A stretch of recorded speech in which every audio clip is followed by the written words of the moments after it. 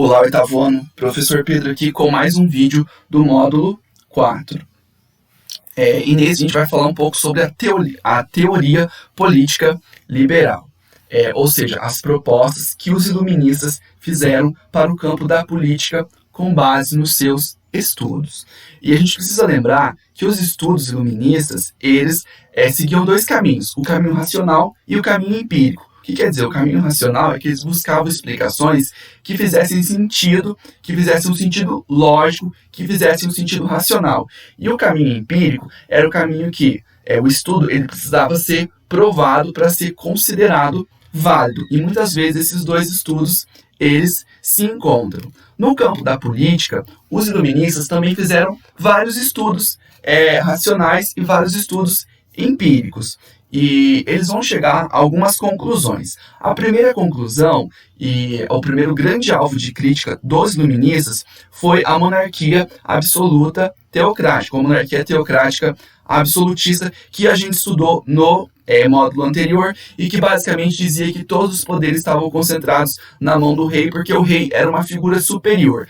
Os iluministas começaram a fazer reflexões racionais sobre esse tipo de governo e chegaram à conclusão de que as bases que sustentavam esse tipo de poder, que era a fé e a religião e a tradição, estavam equivocadas. Não fazia sentido o rei ser tão poderoso simplesmente porque ele era considerado pela fé e pela tradição uma pessoa superior às demais. O rei não era superior aos outros. Ele era uma pessoa que tinha que exercer um cargo de governante, mas que ele não poderia cometer certos excessos. Então, uma das primeiras pessoas que vai criticar o absolutismo vai ser um inglês chamado John Locke.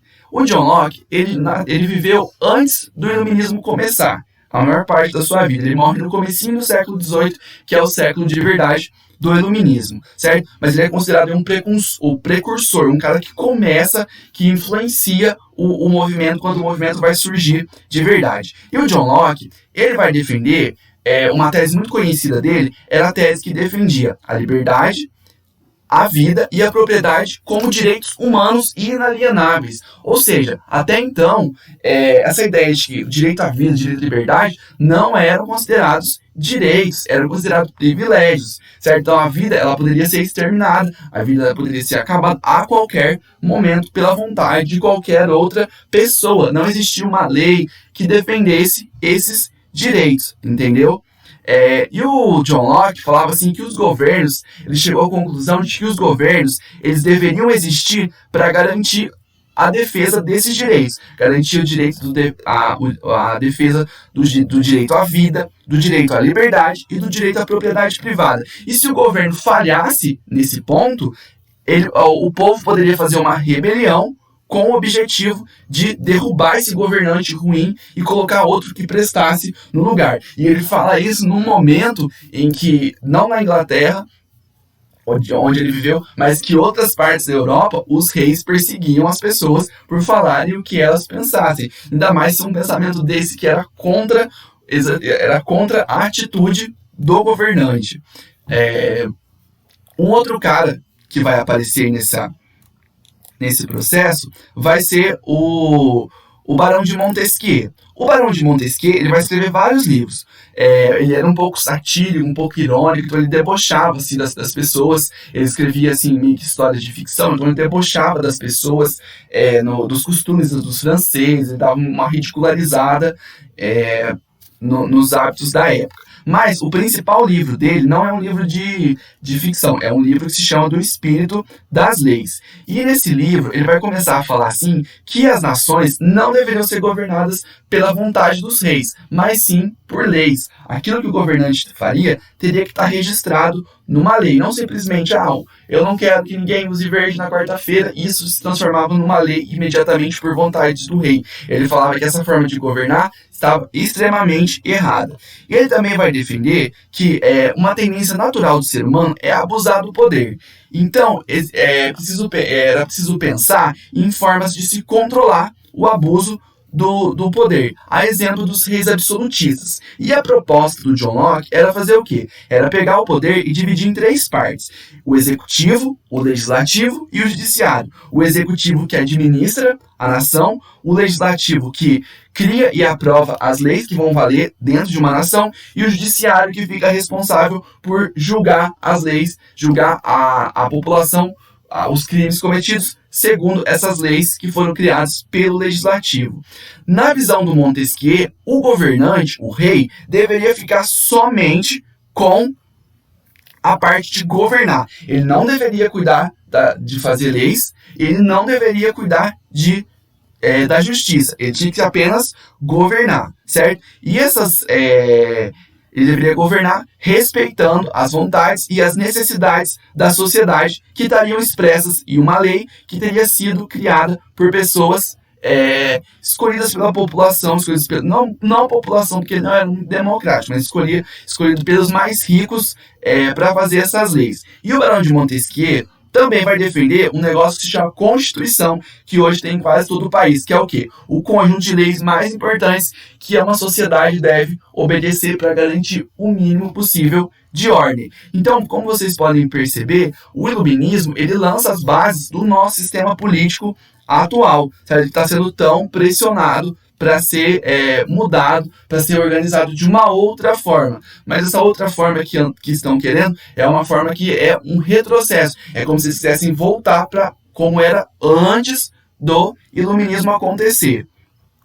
Um outro cara aí que aparece também, bastante famoso nessa época aí, foi o Voltaire. O Voltaire, ele foi um cara que criticou bastante vários setores da sociedade da época. Ele criticou o absolutismo, a igreja, ele criticou os padres, a intolerância religiosa, ele criticou os privilégios, as torturas, as penas de morte. Ele foi bastante crítico de vários aspectos que eram considerados normais pela sociedade europeia do século XVIII.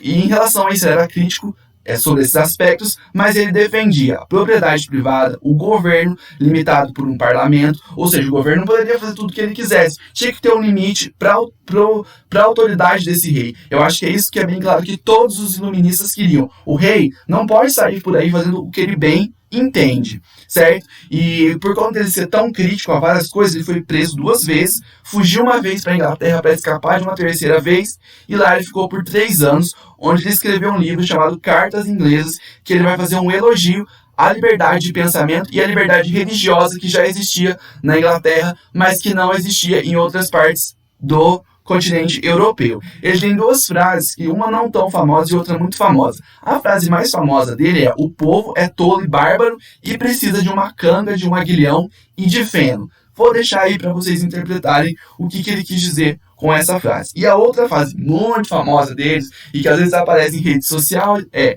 não concordo com nenhuma das palavras que você diz, mas eu vou defender até a morte o seu direito de dizer elas. Então ele era muito favorável à liberdade de expressão, porém ele era contrário à guerra e à revolução como uma forma de mudança social. Ele é considerado um teórico conservador e nada democrata, porque ele defendia que o governo deveria permanecer sendo uma monarquia, mas que esse rei ele fosse auxiliado por um conselho de filósofos iluministas que iam ajudar ele a tomar as melhores decisões. Nada de povo, porque se o povo entrar no meio da política vai virar um rolo.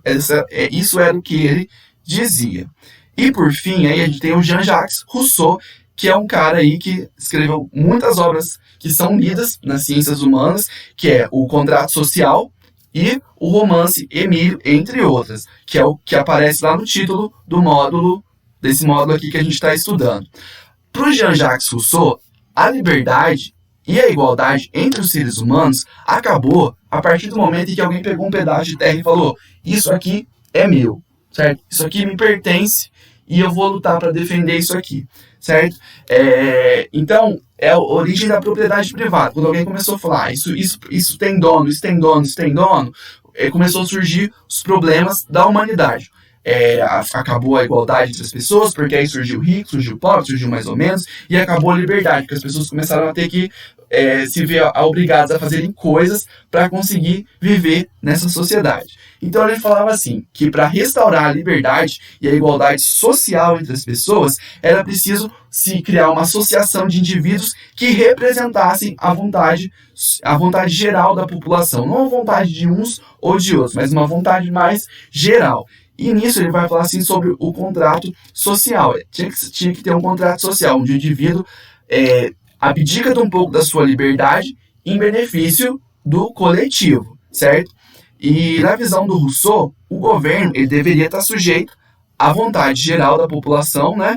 E essa vontade seria expressa por intermédio de eleições, de um sufrágio universal masculino, porque as mulheres vai demorar muito tempo para elas começarem a ser consideradas sujeitos políticos, cidadãs. Aqui, antes do iluminismo, até antes do iluminismo, só era considerado uma pessoa digna os nobres, entendeu? Com o iluminismo, eles começam a entender que todos os homens eram iguais e deveriam ter o mesmo tipo de tratamento. As mulheres vão ser incluídas aqui um pouco mais depois desse processo, certo? E pelo Jean-Jacques Rousseau, ele ter essa ideia de que todo mundo deveria votar, todos os homens deveriam votar, ele é considerado o pai da democracia moderna, ok? Então esses daqui são alguns dos filósofos que lançaram, que colocaram propostas para mudar o governo de uma monarquia absolutista para outras formas de governo em que o rei ele tivesse uma autoridade mais limitada, ok? Então a gente encerra esse vídeo aqui, aguardem o próximo, onde eu vou explicar um pouquinho sobre a economia, com as propostas econômicas que os iluministas colocaram, beleza?